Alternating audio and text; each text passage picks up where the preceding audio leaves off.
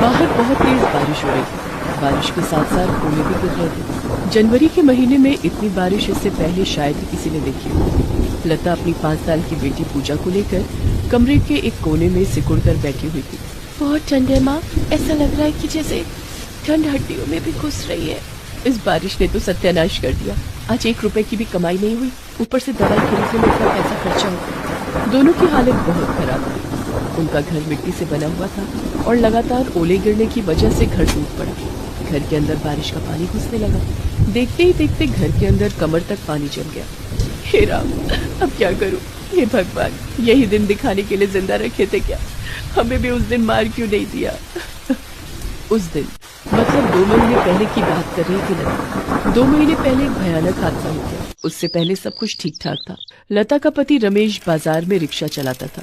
रमेश की जितनी कमाई होती थी उसमें तीनों का अच्छे से गुजारा हो जाता था। लेकिन उसके बाद लता गर्भवती हो गई। मेरी कमाई तो दिन ब दिन कम होती जा रही है। इतनी सी कमाई में चारों का कैसे चलेगा? क्यों बापू, कमाई कम क्यों हो रही है? आजकल सब लोग ई रिक्शा में चढ़ना चाहते हैं। वो साधारण रिक्शा से तेज चलती है ना।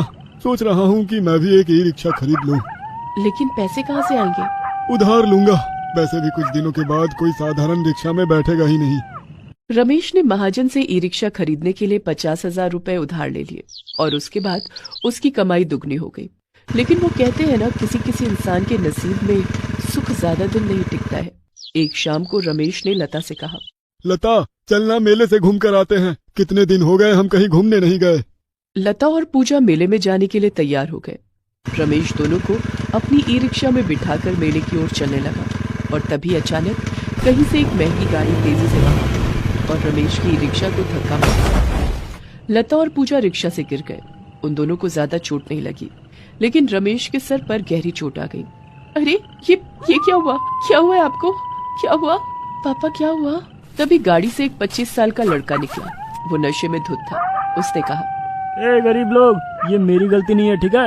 ये याद रखना। ये बोलकर वो लड़का गाड़ी लेकर चला गया। लेकिन यहाँ रास्ते में पड़े पड़े रमेश का देहांत हो गया। लता और पूजा बहुत हुई। वो लोग खुशी मनाने मेले में जा रहे थे, लेकिन वही खुशी उनके लिए श्राप बन गया। उधर वो लड़का जब गाड़ी लेकर घर गया तब उसके पिता ने गाड़ी में खून के धब्बे देखे। उनका नाम मिस्टर सिंघानिया था। ये खून के धब्बे कैसे लगे?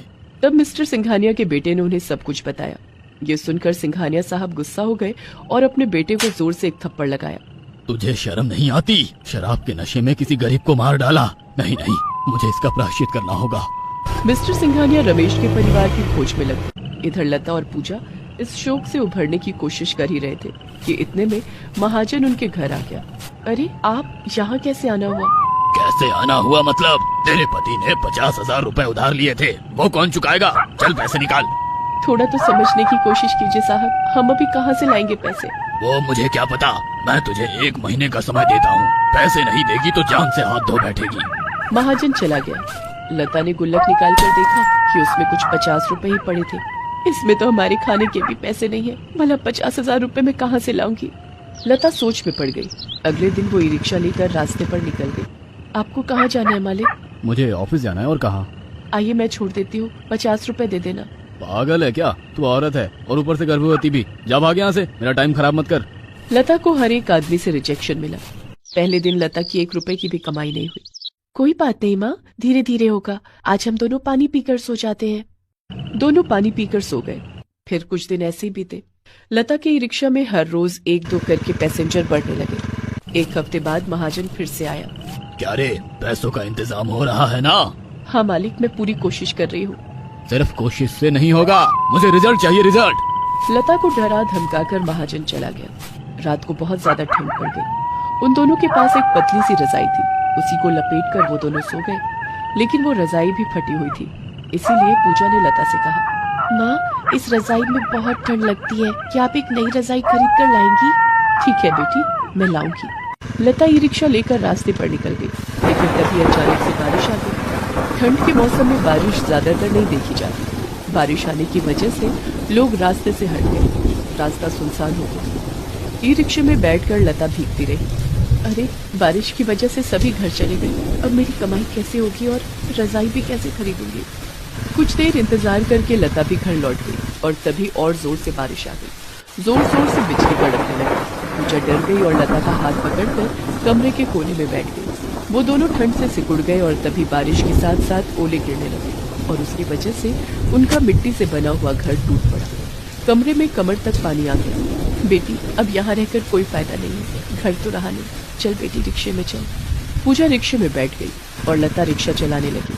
बारिश बड़ी तेजी से बढ़ने लगी और उसके साथ साथ ढेर सारे ओले भी गिरने लगे। 2-3 छोटे ओले तो पूजा के सिर पर गिर गए। उसकी वजह से उसका सिर आलू की तरफ फूल गया। उन दोनों के पास अभी जाने की कोई जगह नहीं थी। पूजा और लता दोनों रो पड़ी। माँ, क्या हम मर जाएंगे माँ? इतनी ठंड में बारिश से बचने के लिए भी हमारे पास कुछ नहीं है। पता नहीं बेटी, अब सब कुछ भगवान के भरोसे है। इतने में एक और मुसीबत आकर खड़ी हो गई। लता को लेबर पेन शुरू हो गया। वो दर्द से तड़पने लगी। बहुत दर्द हो रहा है। क्या हुआ माँ, क्या हुआ? लगता है माँ को अस्पताल ले जाना होगा। पूजा ने लता को रिक्शे की सीट पर सुला दिया और खुद रिक्शा चला दिया। लता का पेट दर्द से फटा जा रहा था और पूजा तेजी से रिक्शा चला रही। तभी उसके सामने एक गाड़ी आ गई। गाड़ी से महाजन बाहर आया और उनको धमकाना शुरू किया। अच्छा, तो अब बारिश का फायदा उठाकर भाग रहे हो तुम दोनों? क्या सोचा था, मुझे पता नहीं चलेगा? नहीं मालिक, वो तो घर टूट गया है और माँ का पेट दर्द करना शुरू हो गया, इसीलिए। वो सब मुझे नहीं पता, मुझे पैसे दो। महाजन ने पूजा को एक थप्पड़ मारा। माँ! पूजा नीचे गिर गई। ये देखकर लता बड़ी मुश्किल से रिक्शे से उतरी और पूजा को गोद में लेकर महाजन के पैर पकड़ लिए। क्षमा कीजिए मालिक, लेकिन इस हालत में मैं पैसे कहाँ से लाऊंगी? पैसे नहीं ला सकती तो ये ले। ये बोलकर महाजन ने लता को जोर से एक लात मारी। लता गिर गई। महाजन ही रिक्शा लेकर चला गया। लता दर्द से तड़प गई। पूजा उठकर रास्ते में चलते लोगों से दया की भीख मांगने लगी। दया करके मेरी माँ को अस्पताल लेकर चलिए ना साहब, दया कीजिए ना। लेकिन इतनी बारिश में कोई रुकने के लिए राजी नहीं था। पूजा रूपी गिड़गिड़ाती रही। तभी वहाँ से सिंघानिया साहब अपनी गाड़ी में बैठ कर कहीं जा रहे थे। पूजा गाड़ी के सामने चली आई। सिंघानिया साहब ने गाड़ी रोकी। क्या हुआ है बेटी? मेरी माँ बीमार है, माँ को अभी अस्पताल ले जाना होगा, हमारी मदद कर दो ना साहब। अपनी माँ को गाड़ी के अंदर बैठा लो, मेरा खुद का अस्पताल है, मैं वहीं जा रहा हूँ। पूजा ने लता को गाड़ी में बिठा लिया। सिंघानिया साहब लता को अस्पताल ले गए। लता दर्द से तड़पती रही और बहुत दर्द के बाद लता को एक बेटा हुआ। लता का सारा दर्द जैसे गायब हो गया। उसने अपने बेटे को गोद में लिया। पूजा भी बहुत खुश हुई। सिंघानिया साहब आए। बहुत खुशी की बात है कि तुम्हें एक बेटा हुआ है, लेकिन तुम रास्ते में क्या कर रही थी? तुम्हारा घर कहाँ है? तब लता ने सिंघानिया साहब को सब कुछ बताया। क्या वो लाल रंग की गाड़ी थी? हाँ, लाल रंग की थी, लेकिन आपको कैसे पता? वो मेरे बेटे की गाड़ी थी, उसी ने नशे में किया था। उसके लिए मैं शर्मिंदा हूँ। मैं कब से तुम लोगों को ढूंढ रहा हूँ। मुझे प्रायश्चित करना है। मैं तुम्हें घर, पैसा सब कुछ देने के लिए तैयार हूँ और तुम्हारे बच्चों को मैं अपने बच्चों की तरह पालने के लिए भी तैयार हूँ। लता को कुछ समझ नहीं आया कि वो क्या बोले।